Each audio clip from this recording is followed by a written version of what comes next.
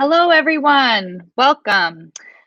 This is the 2021 Latinx Kidlit Book Festival, and today's panel is called Que Comicos, Humor in Chapter Books and Middle Grade.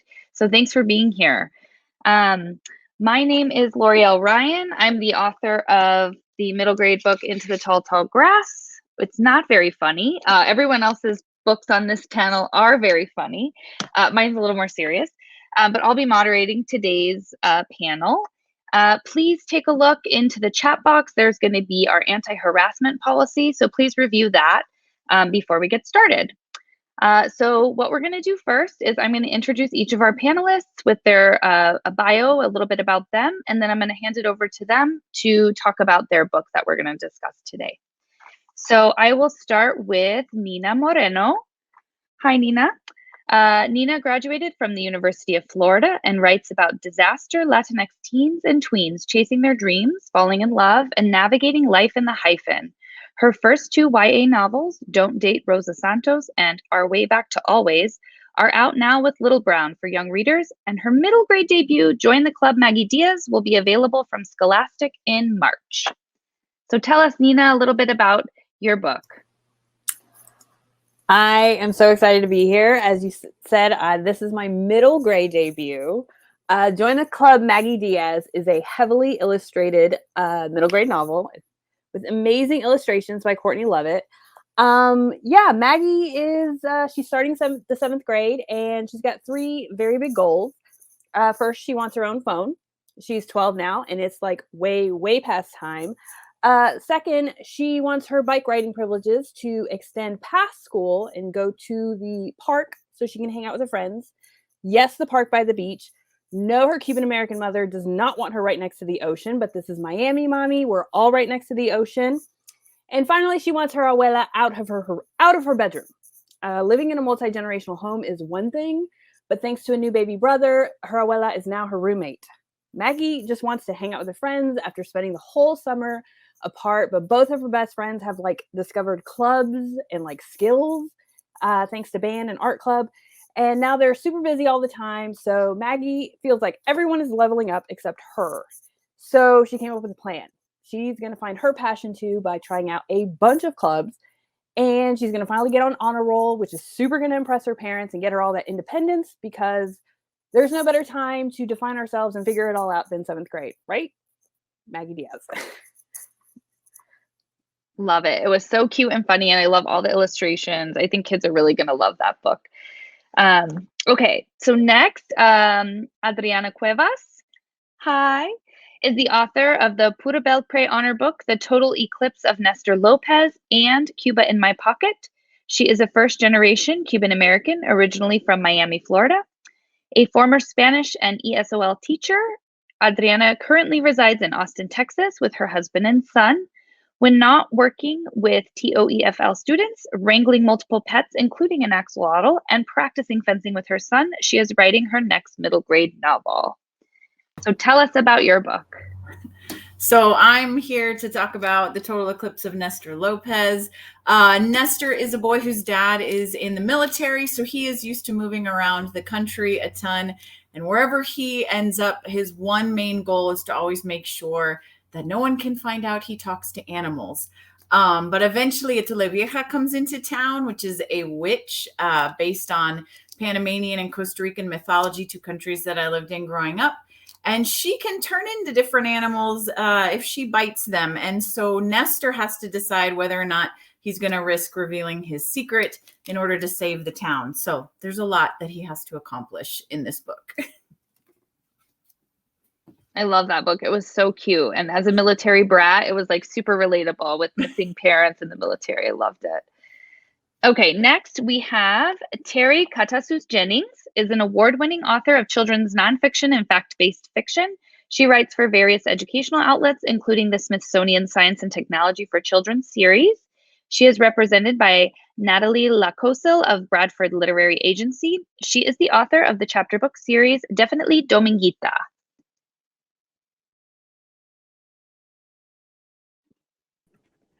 All right, so these are the three books that are out of the Definitely Dominguita series, The Knight of the Cape, based on Don Quixote, Captain Dom's Treasure, based on Treasure Island, of course, and All for One, and you know who that's for. Sherlock Dom is coming out in about 2 weeks. So Dominguita is a Cuban-American third grader who loves to pretend to be characters in the classics that her abuela read to her as bedtime stories when she was, but unfortunately, abuela is getting forgetful, and she had to move away to be with her sister so that somebody could always be watching her, somebody could always be keeping her safe. And this is making Dominguita just devastated. So that's where we are. Awesome, Terry. We just finished this the first one the other night with my daughter, and she's like, when do I get the second one? We need to get the next one. So my 5-year-old is a huge fan. All right, next we have Donna Barba Higuera. Donna's middle grade and picture books reinvent history, folklore, and her own life experience into compelling storylines. She still dreams in Spanglish. She lives in Washington State with her husband, 4 kids, 3 dogs, and a frog. Her debut novel, Lupe Wong Won't Dance, was released in September 2020 with Levin Querido. Her debut picture book, El Cucuy is Scared Too, was released by Abrams in July of this year. And her middle grade sci-fi, The Last Cuentista, was released just recently, like a couple weeks ago, by Levin Querido also. Hi. So, like Loriel said, this is Lupe. Oops, I just dropped a book. This is Lupe Wong Won't Dance. And the book that I dropped that I want to talk about is out now as well.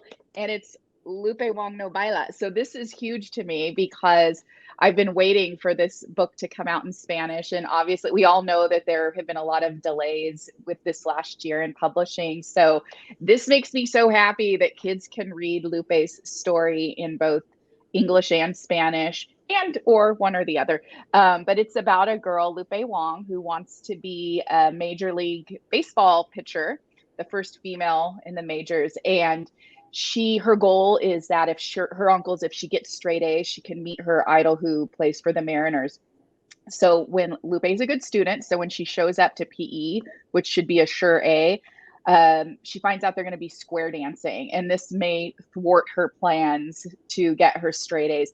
And it's not, a lot of people go, oh, is it a book about square dancing? No, Lupe's a bit of a social justice warrior, and she kind of has these misguided attempts to get rid of the things in life that she thinks are unfair. And she does it in a pretty comical way. The other book that fell, I'm glad this is a funny panel because I have slapstick comedy. El Cucuy is Scared Too, which came out with Abrams. It's a story about fear, but it's about conquering our fears, because the thing that scared me most when I was a child was El Cuco or El Cucuy. And it was a book that I wrote to try to, conquer this childhood fear. What better way to make him the scariest thing in the universe adorable? And also, he has this kind of fun relationship with his boy Ramon, and they both have to conquer their fears, but in a humorous way. The Last Cuentista, which just came out that Loriel mentioned, is not a funny book. It's sci-fi, but there are moments of humor, and I think that that's something we can talk about, and we probably will talk about on this panel. Awesome. I love the opening line of Lupe Wong Won't Dance. It's one of my favorite opening middle grade lines. So you guys should definitely check it out. It's hilarious. And just her whole mindset and like where she goes to try to solve her problems really makes me laugh. So why don't we jump into the discussion questions? Let's see. The first question I have is, why do you think it is so important to use humor in chapter books and middle grade literature? And what do you think it does for our young readers when we make something humorous? Adrianna, do you want to go first? Sure. I think for me, when I was growing up, books for me were always a form of escape, like to just get away from everything. And so I think for a lot of kids, having humor in books makes that a safe place. It makes it a comfortable place, a place that they want to go to. And so I think it accomplishes almost two things. One, I feel like kids that might be a little bit of reluctant readers might be more likely to pick up a book that has humorous elements because perhaps it's viewed as more fun. But I think also, similar to how I was, as a reader growing up, to me, it just makes the book all that more engaging and makes it more of an escape for me where I can make the, outside world disappear as I'm reading. So that's why I try to include humorous elements, because I think it serves those two functions for readers. Awesome. I think it can definitely help those reluctant readers, because then they don't know that it's like, it's not so assigned. It's like, oh, this could be really fun. Let's see, Terry. Sure. I agree with Adrianna. I think that, humor is one of the things that brings the kids to the door and then allows them to look into the house of that character and allows them to get to know that character.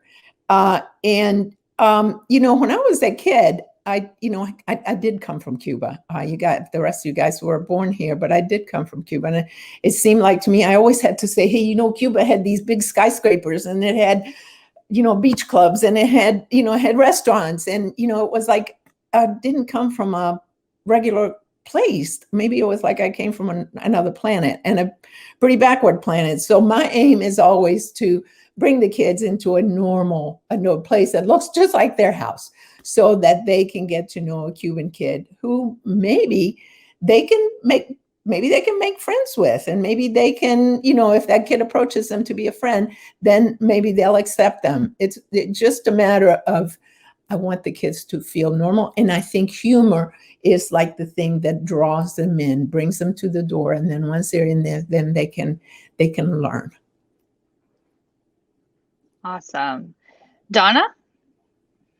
Again, echoing off of what Adrianna said, I think that we also need to remember that kids just on a daily basis, they're going to school. They're under a lot of stress. This past year and a half or two almost has been stressful for all of us. And kids, we need an outlet. We need to escape, like Adrianna said, but we want to laugh, and it's okay to laugh. And sometimes even the things that seem serious, we can kind of digest them more as we're reading if we can laugh about them a little bit. And again, being in a safe place, being in a classroom reading a book or in our own bedroom, we can kind of, our imagination is what, when with books, our imagination can go anywhere and we can escape, but I think people need to laugh right now. And I think that's why a lot of books that have something comedic in them, kids are gravitating towards them. And so, for kids who are listening, it's okay to pick up, the graphic novel, the book that makes you laugh. You don't have to always read. If teachers are watching, don't listen to what I'm saying. But you don't always have to read what your teacher says. You can go read the books that make you laugh and that are fun for you. Sure, there might be consequences, but keep reading the books that you want to read, because that's what will make you a lifelong reader. And that is actually what's the most important thing. And if your parents are listening, don't listen to this part either. It's not always important to get an A. It's important to understand and love what you're studying and doing. So I am in big trouble now. I'm going to mute myself. That was awesome, Donna. I love that. Nina, if you take this, and then I have another one to follow up with you. Okay. Echoing what everybody said, there's something just so human about humor. Even in our darkest moments, stressful moments, we gravitate to it because it is this safe way to explore feelings and to release the stress of them, and to maybe look at a stressful situation in a different way. And so like with my kids, I feel like they're always coming to me with a new meme or a new TikTok or whatever it is. But sometimes it'll be about a serious thing, but to be able to think about it and laugh about it from a humorous way, it's like there's such a bonding moment to that. Like, oh, I relate to that. So getting to have these conversations and talk about these things or whatever it is through humor, I think it's so relatable, and and I don't know, brings us all to the same level, I think that's so smart because when you think about humor and like funniness, usually it's there at a tension point, and that's what kind of breaks the tension when the humor or when the laugh happens. And so I think that's a really good point of like using it even in this like really tough time to kind of, break that tension and get that release a little bit. Okay, so the second question I have is about how you each chose to use humor in each of your books. So there's like jokes and slapstick and banter between characters and that kind of thing. How did you use it in your book? How did you decide what to use? And then when you were drafting and revising, did it just come naturally? Are you just hilarious? Because to me, writing funny is very hard. So, or do you have to keep revising and getting feedback to get it just right? That's kind of what I want to know. For me, it was really fun to write Maggie. I did not expect to write middle grade yet. Like you said, I write YA. I was firmly in my YA house, hanging out with teenagers, being super angsty and just, hanging out and having a great time. And then the idea for this story was actually an idea that my editor came to me, Shelly Romero, an amazing editor at Scholastic. She, we would share like Miami memes like all the time and like ridiculous like Pitbull jokes. And so one day we were like talking about the fact that we were both these like really emo angsty teens, and it's really hard to be that way in a tropical climate. It's hard to listen to emo music and wear black when it's like 98 degrees outside. But so we were just talking about all these relatable things and these relatable experiences that felt really universal to us. Like if you grew up in Miami, you have at one point stolen fruit off of someone's tree because a relative told you to go hurry up and go get it. Apúrate. Like, no, I don't want to go get that avocado. Like, Mom, that's no. So she came to me with the idea. I did not necessarily know that I was funny. I know. But like I've had people, like my first YA was marketed as a rom-com. There are moments of funniness, I think, in Joe de Rosa Santos. And then like it gets serious and then people are like, oh, okay. Like, I'm so sorry. I'm sorry. But when Shelly presented the idea to me, it's sort of like, she was like, let's do like, Cuban American, Latinx, Miami, Lizzie McGuire. And I was like, I'm all over that. And then all of a sudden it's like the floodgates opened and Maggie's voice just like took over. So when I think about writing humor, it's very much from a place of a 12-year-old. Like my kids are funny. Like I know Adrianna, like you post about your son all the time. He's so funny. And I'm like, these kids are hilarious. So like it just, the POV, I think, perspective is where the jokes come in, the experiencing these things from a 12-year-old's perspective. I think there's just such fertile ground for humor. If you listen to these kids, they're hilarious. So for me, that was the joy of finding Maggie and realizing, okay, maybe she makes me funny. That's how I'm funny. I'm funny because Maggie Diaz is funny. I love that. I think that's so great. Terry, what about you? How did you decide what humor to use, and did it come naturally? Did you have to revise? I found out for Dom, she's a third grader, and I found these ridiculous situations but tried to make them normal. Dom dresses up in these books. She dresses up with a bucket, and she has a breastplate made out of a door for pets, for letting pets in and out of the garage, and she has a lance that has a turkey baster taped, duct tape to the end of it. So ridiculous things. But she has the guts and the confidence to go out there and walk around in this getup. And, and I think that would be fun to the kids. There's just a lot of different situations in which can be funny. She tries to get herself dubbed a knight. And where can you find a sword? Well, there's a sword hanging from the pickle sign at the grocery store. So she goes to the grocery store and says, will you dub me a knight? And he says, yeah, but I can't open the door. I can't get to that sword. And she says, well, what else have you got that's long? And, and they find the thing that he uses to close the blinds, to to cover the windows, the shutters that cover the windows at night. So that big pole, that becomes what she gets dubbed with. It's just finding a something ridiculous for me, for Dom, but it's just absolutely normal.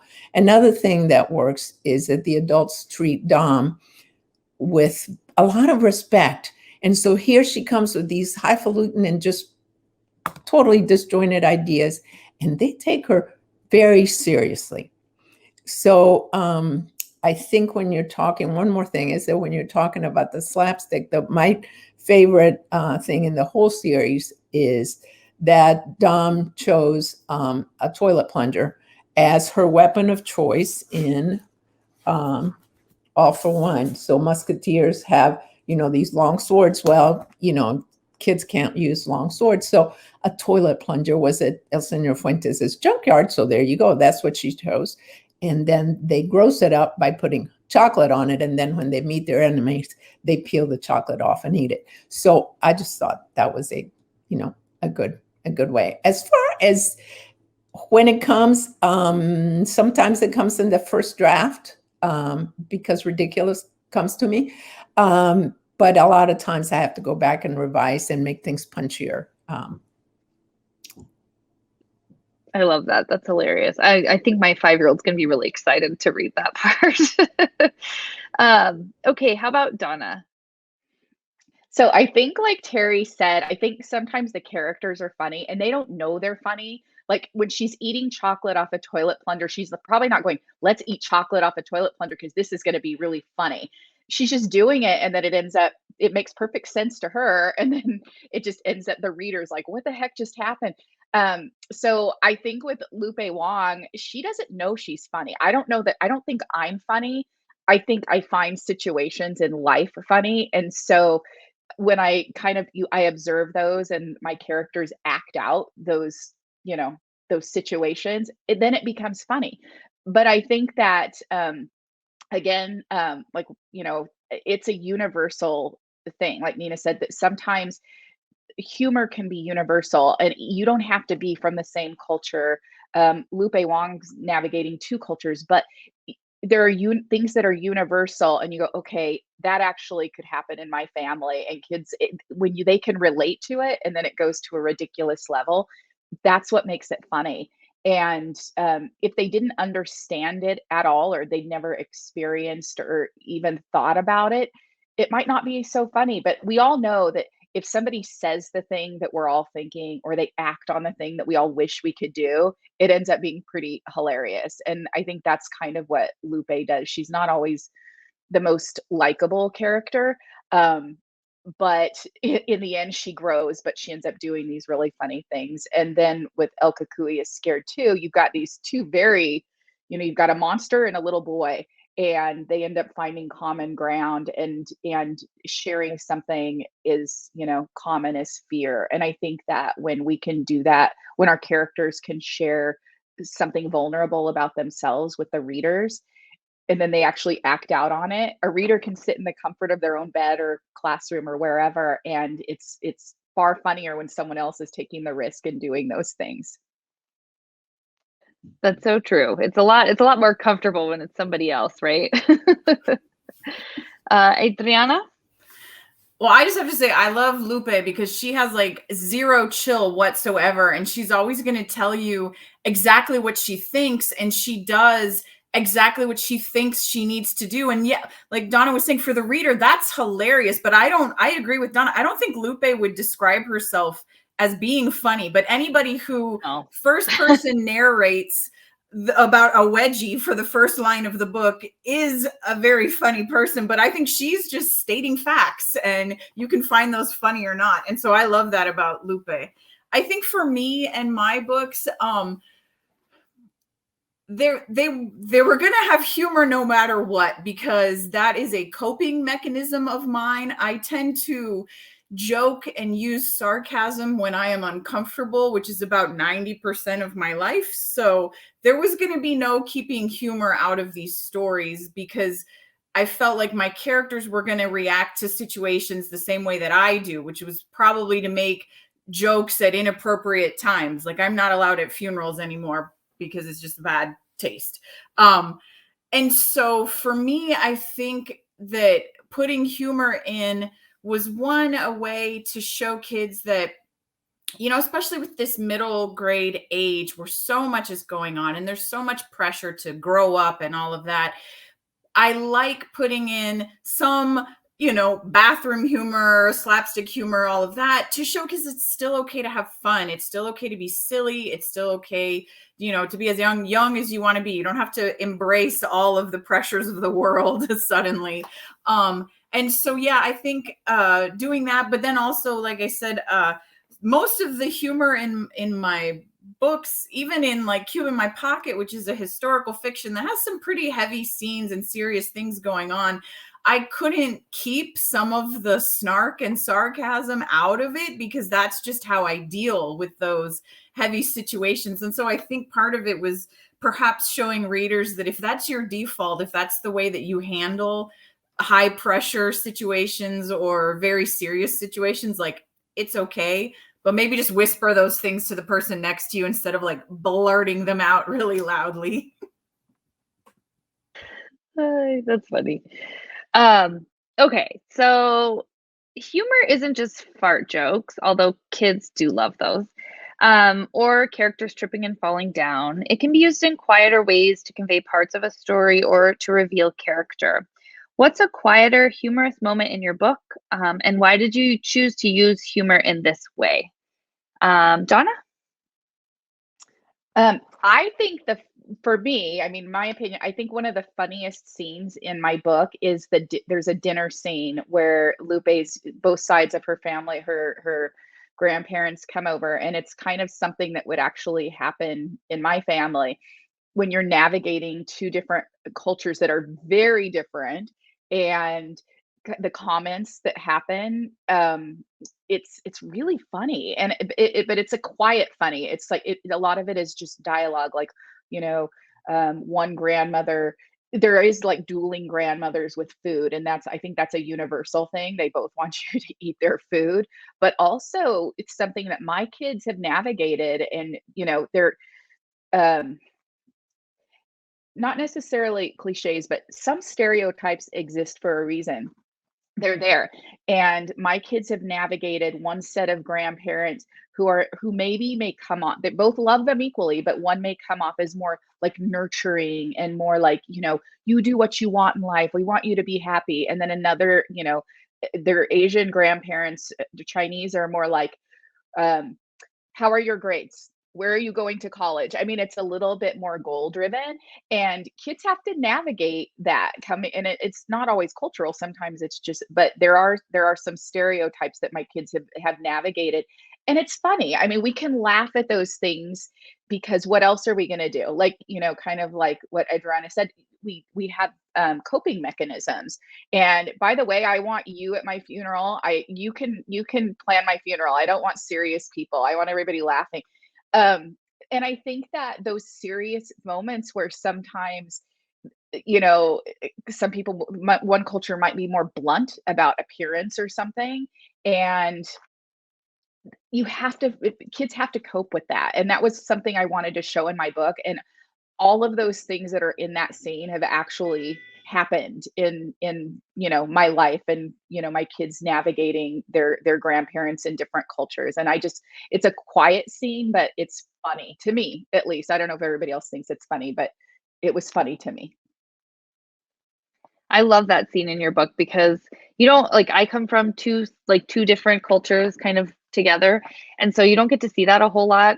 We're seeing it more and more, but that I could tell when I read it. I was like, she's experienced this because it is very authentic and uncomfortable but funny, and all of the above. Nina, how about you? What's a quiet moment from your book?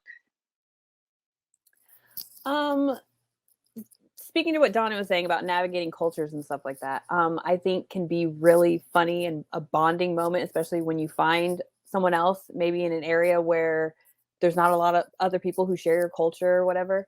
Because like I grew up in Miami, I was born in Miami, but then, and when you're Cuban American in Miami, it's like every, you can speak Spanish, and it's like you never have to translate, and it's so an interesting experience as, you know, an immigrant. And then you move to a small town outside of Atlanta, and all of a sudden you lose a little bit of Spanish and that accent picks up. And then all of a sudden you're hanging out and your dad's roasting a pig in the backyard and you have to explain it to your friends who are not Cuban.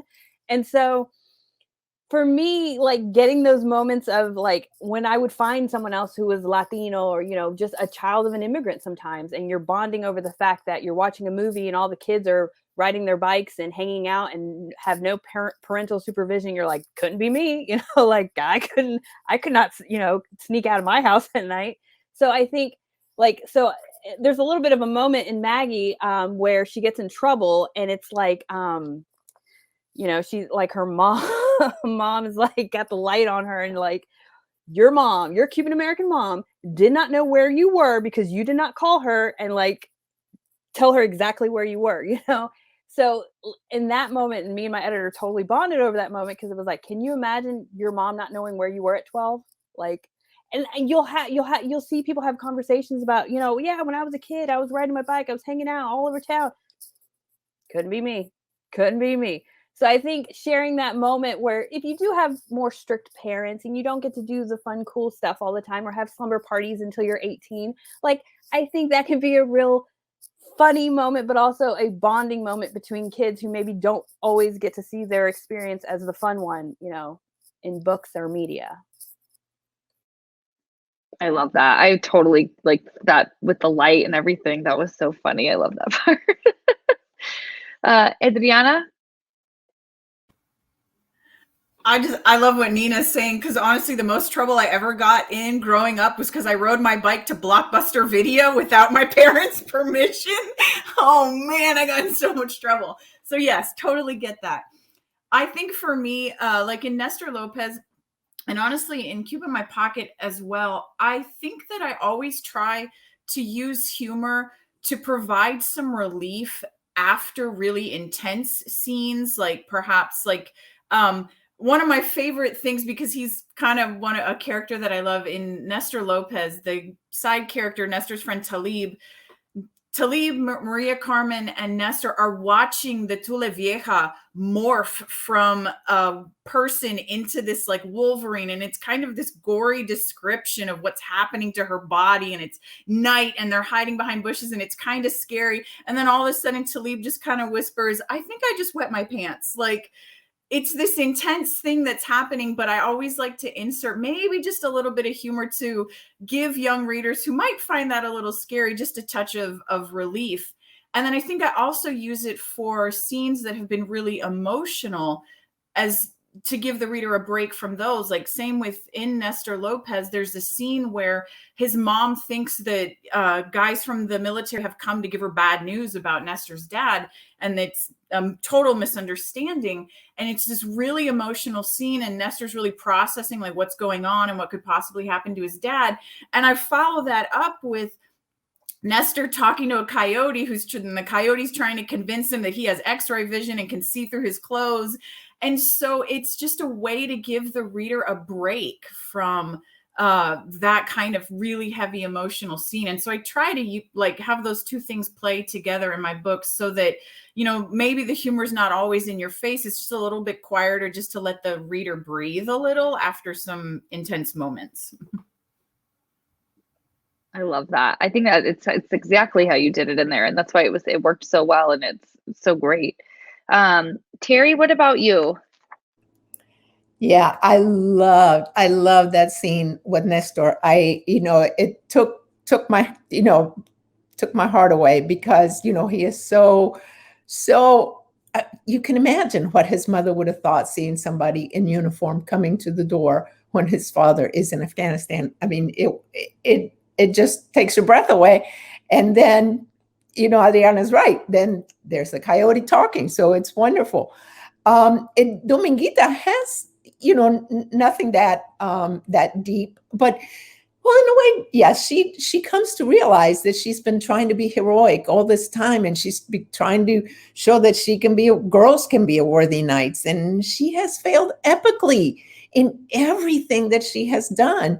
And she's kind of coming to terms with the fact that, yeah, maybe she's failing, and maybe Ernie Bublassi in the end is going to have her for lunch on Monday morning because, she has not been able to do it.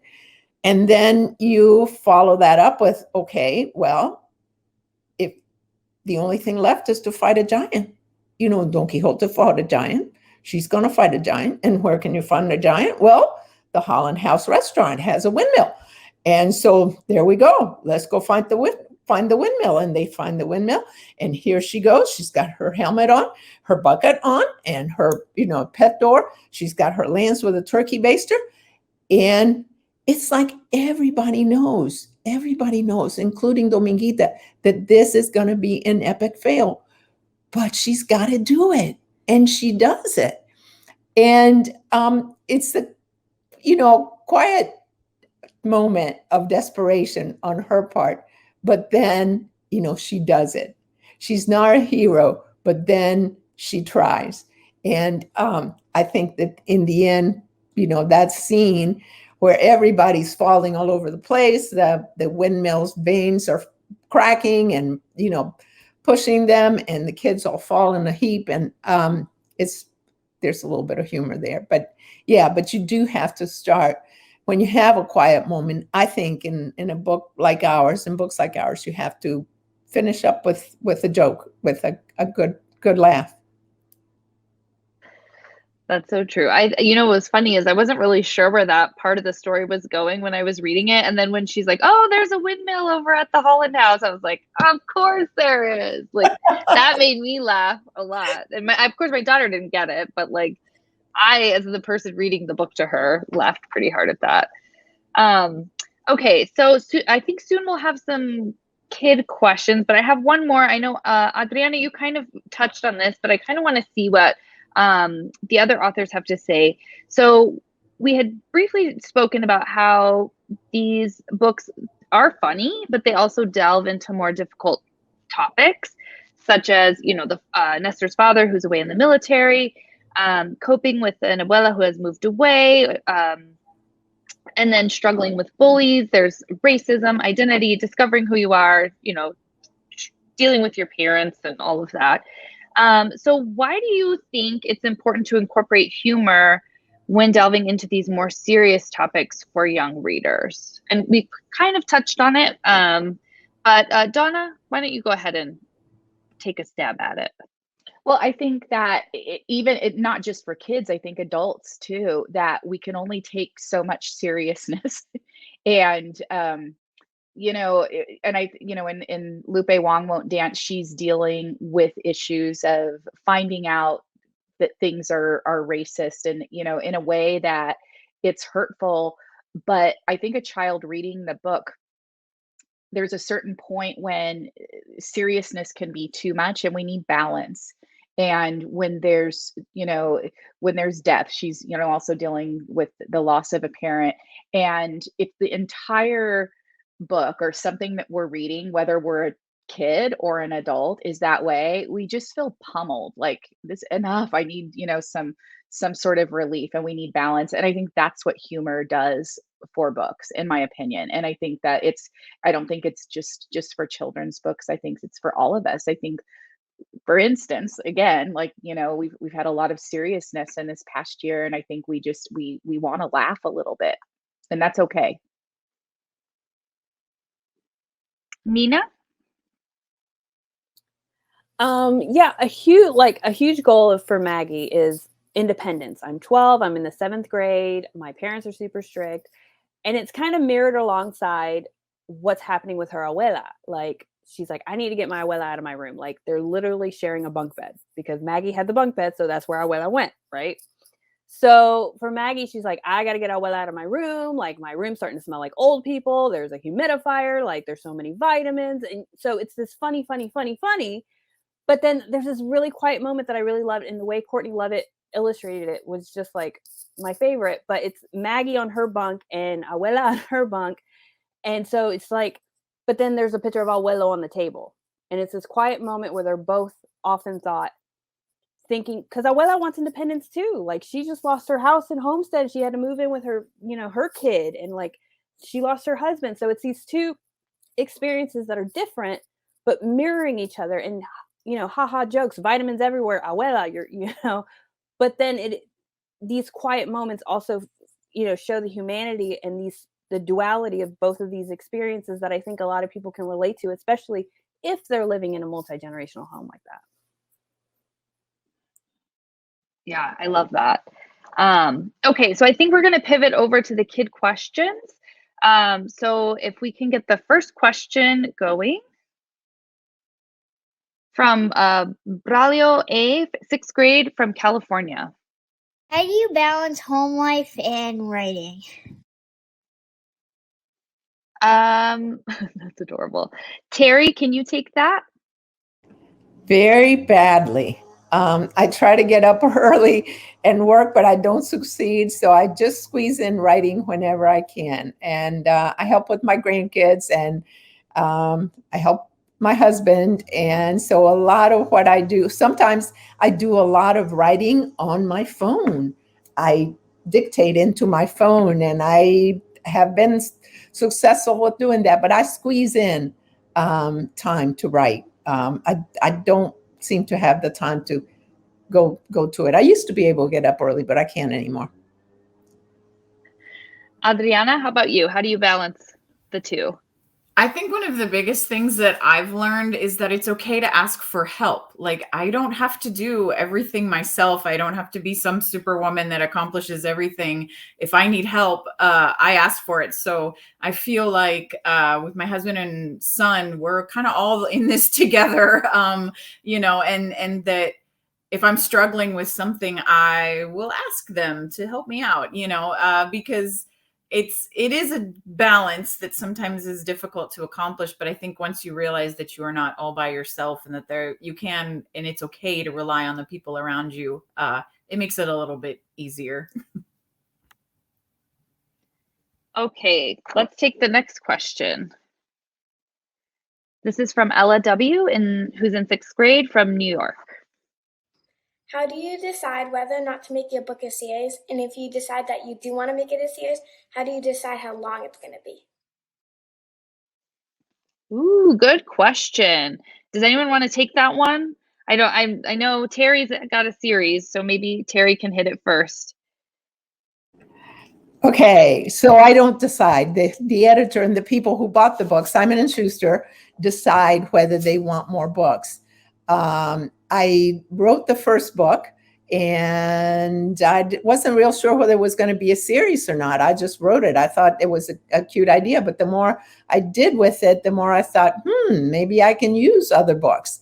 And then when I tried writing the second book and it worked, I thought that it was a series. But now I have sold 4, we've published 4, and my editor has ideas for 6 more. So I've given her ideas for 6 more. Now she has to decide whether Simon & Schuster will buy them. So yeah. That's awesome. Donna? I saw your hand up. Yeah, I was just going to add to that. Again, yeah, it's not always our decision. It's the editors and publishers' decision. But for instance, with Lupe, there was so much buzz with this book. They're like, okay, well, what about a series? And I came up with ideas. Sometimes the ideas don't always click. And you go, wow, is this idea as powerful as the first book? And so the idea, kind of what we're thinking now is that if we do revisit Lupe, we need to revisit her at a different point in her life. So we're probably eventually going to do a young adult novel with Lupe, and to show that people grow and change, and that sometimes a series don't have to be the same person at the same age tackling a different problem. Sometimes we can follow them throughout their life. I love that. That is such an interesting, I don't know that I've really seen that before. And I love that. I think that's such a cool idea. Okay, let's take the last question. And Nina, I'm going to have you answer this one. This is from Kylie J, 7th grade. Is that Massachusetts? How many books could you write in a week? Oh. 0. I try, especially when I'm on like deadline, like I am right now. Middle grade's been really fun because I like writing short chapters. Like I like the story to move, So my goal sometimes, and because I'm a big outliner, So I have a whole like cork board with note cards that I love to move around because I'm very visual and I need to like see the book. So I'll try to do like a chapter a day if I'm like super deadline like I am right now. But if I could write a book in a week, oof, I'd be on fire, y'all. I'd be on fire. But no, unfortunately not. I don't know if anybody can write a book in a week. That seems pretty steep. Terry, go ahead. You're muted. Yeah, well, this would be interesting for some of the kids. Sometimes you have something called work for hire, and publishers will ask you to write. This is a level reader, and I wrote 4 or 5 of these in a week. So, but you know, they're 10 pages and all this. Otherwise, if it's a nice long book, yes, months and years. Yes. Love that. Okay, so I think we're about out of time. I just want to thank everyone and thank all of our panelists for coming and participating with us today. Thank you for attending the K Comicos Humor in Chapter Books and Middle Grade panel at the Latinx Kidlit Book Festival. Thanks, everybody.